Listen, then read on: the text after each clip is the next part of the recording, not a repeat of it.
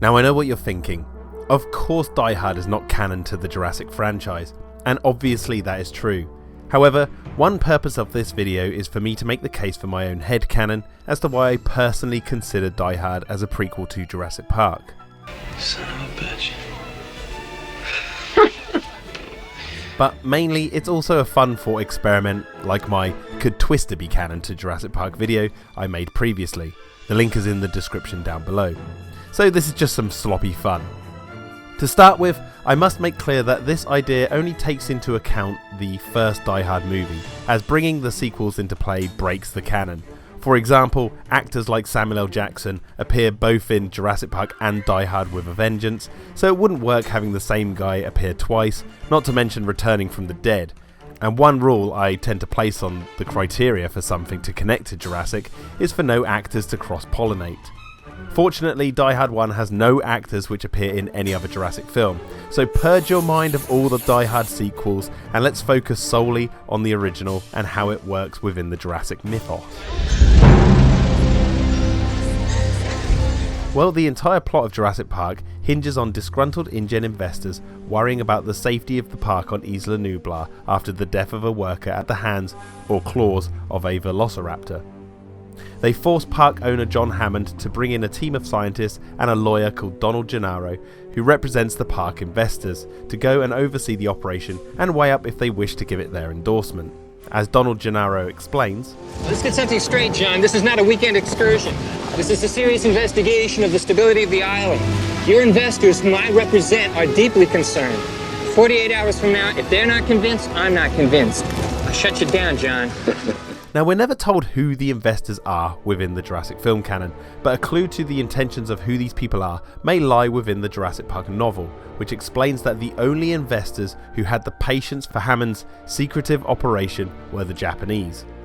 So in steps the Nakatomi Corporation from Die Hard, a Japanese multinational company which seems, as far as the film shows, to deal in construction around the world and state-of-the-art technology. We know this because we see a moment where characters are in a room of the Nakatomi Plaza which is full of architectural models, and there's a scene where John McClane enters the lobby of the building and is taken aback by a touchscreen register at the desk. Just type it in there.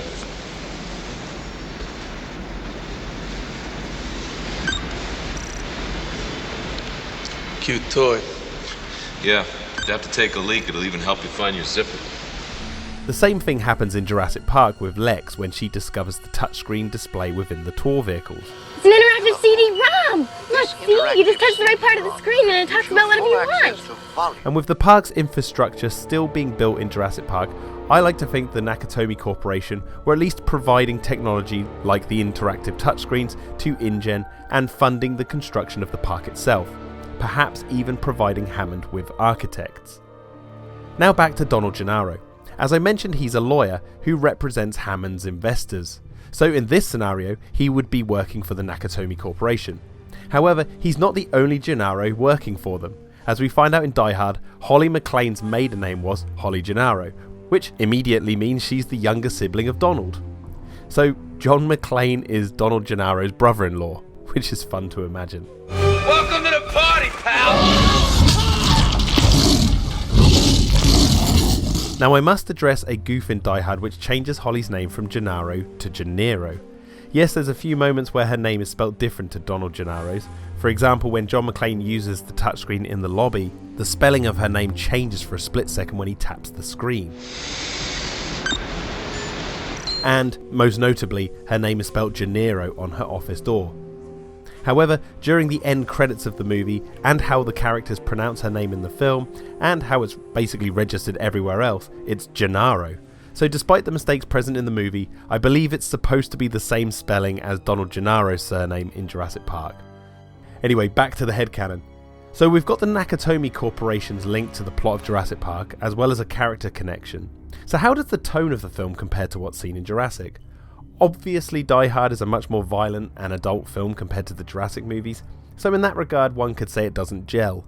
However, for me the acting, the tone, even the music works very well to make it feel like it's part of the same world. Bro, you alright? Just trying to fire down a 1,000-year-old Twinkie. What do they put in these cigs anyway? sugar-enriched flour, partially hydrogenated vegetable oil, polysorbate 60, and yellow dye number 5. Wait a minute. Yes, there should have been a right turn back there somewhere. Look above you. There should be a large bundle of cable and pipes all heading in the same Direction. Follow that. The way the filmmakers frame shots and the use of classical music fits alongside what's seen in the Jurassics, so I think they marry very well visually and audibly. Now, another detail I like to imagine is why the Nakatomi Corporation investors were so overly concerned for Jurassic Park's safety. Obviously, the death of the worker played a huge role, especially given what killed the guy, but I also like to think that the Nakatomi Corporation was still dealing with the 1988 robbery and the murder of President of Nakatomi Trading, Joe Takagi, at the hands of Hans Gruber. As Holly Janaro was company director at the Nakatomi Plaza in LA, she was chosen to step into her late boss's shoes to deal with Hans, so we can safely assume that she was one of the top dogs there. What idiot put you in charge? You did. When you murdered my boss. However, after Takagi's death, there was likely a power struggle of some degree back at the head office of Nakatomi in Tokyo for this branch of the corporation.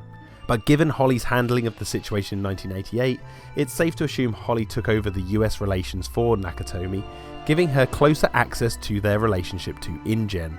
So her brother being one of their top lawyers makes sense to me, and that's why Donald Janaro chose to oversee the scientists' tour of Jurassic Park. Their company needs a big comeback after the incident at their new plaza in 1988, and Jurassic Park was set to be it until a pesky raptor threw a spanner in the works.